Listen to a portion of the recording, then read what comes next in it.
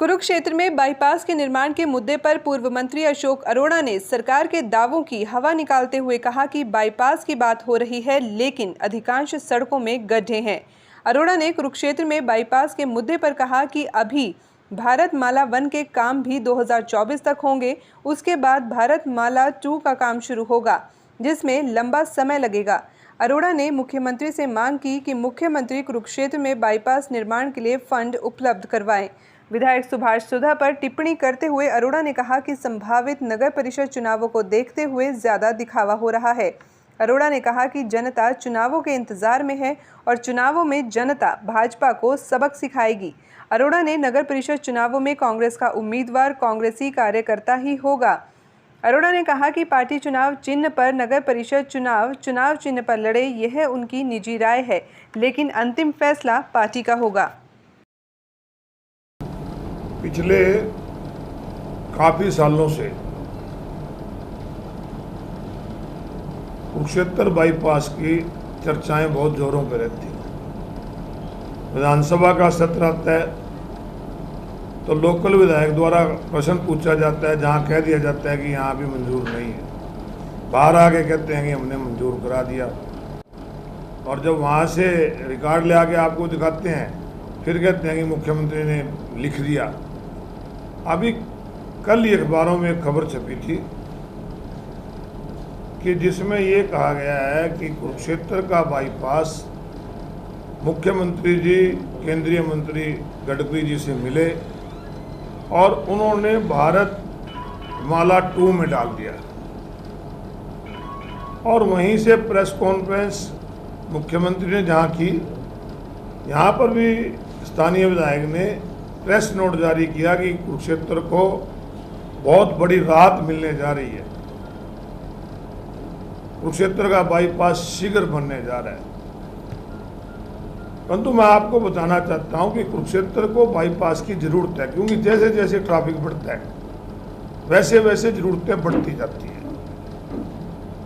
पूरे हरियाणा के अंदर लाडवा और कुरुक्षेत्र शहर ऐसे हैं जहां बाईपास नहीं है। ये धर्म नगरी है। जब इनकी सरकार बनी तो इसको पिंक सिटी बनाने के भी दावे किए गए थे। सरकार बनी तो ग्रीन सिटी भी कहा गया, परंतु हालात कुरुक्षेत्र के आज ऐसे हैं कि कुरुक्षेत्र की कोई सड़क आज ठीक नहीं है। आज कई फुट के खड्डे हैं। आज केवल हम थर्ड गेट और पिपली की सड़क का बात करें, सौंदर्यकरण के नाम पे जो ग्रीन सिटी कहते थे, पिंक सिटी कहते थे, हजारों पेड़ तो काट दिए 4 साल पहले, परंतु 4 साल तक आज वो पूरी नहीं हुई। रोजाना सड़क पे होके खड़े होकर निर्देश देते हैं जल्दी पूरी करो। तो इस प्रकार से लोगों को तंग करके इनको पता नहीं क्या मजा आता है। आज कुरुक्षेत्र की सारी सड़कें टूटी पड़ी हैं, और जहां तक बाईपास का जिक्र कर रहे हैं, मैं आपको बताना चाहता हूं कि अभी तक भारत सरकार द्वारा जो भारतमाला पार्ट 1 है उसमें भी केवल 20% काम शुरू हैं, और उसका जो इनका टारगेट है 2024 तक सारे काम पूरे शुरू करना है। यानी कि 2024 तक पार्ट 1 के काम शुरू होंगे, उसके बाद पार्ट 2 लिया जाएगा। तो इतने साल तक लोगों को क्यों बेवकूफ़ बना रहे हैं? रोजाना क्यों स्टेटमेंट देते हैं? अगर भारत सरकार के पास पैसा नहीं है तो मेरी मांग है कि मुख्यमंत्री जी तुरंत कुरुक्षेत्र की इस पवित्रता को देखते हुए, कुरुक्षेत्र में बढ़ते ट्रैफिक को देखते हुए प्रदेश की सरकार से सर्वे कराकर कुरुक्षेत्र के लोगों को राहत देने का काम करें और ये बाईपास बनवाने का काम करें। लोगों को बेवकूफ़ बनाना बंद करें। किस प्रकार से चुनाव में फायदा लेने के लिए ये भी कहा गया था, आज से 4 साल पहले कुरुक्षेत्र में बहुत बड़े बड़े बोर्ड लगा दिए थे कि रेलवे एलिवेटेड बनेगा। चुनाव से पहले उनका भूमि पूजन करा दिया गया, और अब चुनाव हुए को भी 1.5 साल से ऊपर शुरू हो गए हैं, और अब भी देखिए कीड़ी की रफ्तार से चालू हो रहा है। ये सड़क जो मेन सड़क है, इसका पहले टेंडर हुआ, उसके बाद कह लें 15 महीने में बन जाएगी, और 15 महीने में तो 50% भी नहीं बनेगी कैसे? किस प्रकार लोग रोजाना मिट्टी धुल रहे हैं, लोग एक्सीडेंट से मर रहे हैं, लोगों की टांगें बाएं टूट रही हैं, इनको कोई इस चीज़ की चिंता नहीं। आखिर जनता ने इनको चुना है, जनता ने चुना है तो जनता के काम आना चाहिए। ये तो एक ही काम पे लगे हुए हैं कि किस प्रकार से भ्रष्टाचार फैलाया जाए।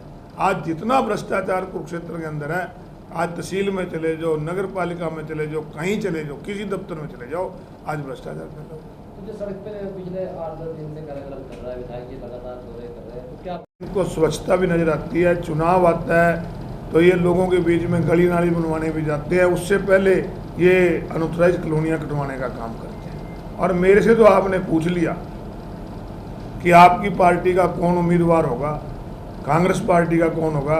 विधायक जी से पूछ लेना कि बीजेपी का उम्मीदवार लड़ेगा कि विधायक का उम्मीदवार लड़ेगा, क्योंकि यहाँ तो बीजेपी जो है ना, वो सिर्फ बीजेपी के जो कार्यकर्ता है ना, यहाँ सिर्फ नारे लगाने जो गए हैं। यहाँ पर नगर पालिका में 3 नॉमिनेशन हुए थे नगर पार्षद के, उन्होंने तुम बता दो ना बीजेपी का कोई था क्या? भूषण जो कैदीलाल जी का सिंगला है, कोई बीजेपी का वर्कर था क्या पुराना? या मोहनलाल अरोड़ा वर्कर था, या काजल वर्कर था? और तो और मार्केट कमेटी की चेयरमैन नहीं ऐसे व्यक्ति को दे दी जिसने बीजेपी की कभी वोट भी नहीं पाई थी, और वाइस चेयरमैन वो बना दिया जो बीजेपी का दिग्गज लीडर था। ये तो उनको कार्यकर्ता को अपमानित करते हैं। जो इनकी हाजिरी बढ़ता है वो कार्यकर्ता है बस। ये हर समय वही काम करते हैं जो इनको खुद को फायदा होता हो।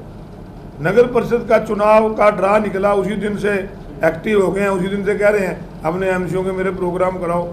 आज चुनाव में कभी भी हो जाओ, आज बढ़ती महंगाई को देखते हुए, बिगड़ती हुई कानून व्यवस्था की स्थिति को देखते हुए, बढ़ती बेरोजगारी को देखते हुए, सड़कों की हालत देखते हुए, नालों की हालत देखते हुए, आज लोग इस प्रकार से हैं। लोग तो इंतजार में बैठे हैं कि चुनाव हो और कब इनको सबक सिखाने का काम। कार्यकर्ताओं का सम्मान करती है और हर कार्यकर्ता का एक अधिकार है कि वो चुनाव में टिकट मांगे, क्योंकि कोई भी पार्टी हो, पार्टी का कार्यकर्ता ही जो होता है।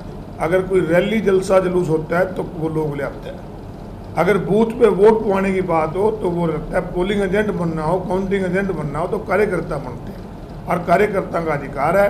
परंतु एक बात आपसे जरूर कहता हूँ कि कांग्रेस पार्टी का कार्यकर्ता ही कांग्रेस पार्टी का यहाँ से नगर परिषद का उम्मीदवार होगा। सिंबल पे लड़ेंगे चुनाव। देखिए, ये काम हाईकमान का है, इनको स्वच्छता भी नजर आती है। चुनाव आता है तो ये लोगों के बीच में गली नाली बनवाने भी जाते हैं, उससे पहले ये अनऑथराइज कॉलोनियाँ कटवाने का काम करते हैं। और मेरे से तो आपने पूछ लिया कि आपकी पार्टी का कौन उम्मीदवार होगा, कांग्रेस पार्टी का कौन होगा।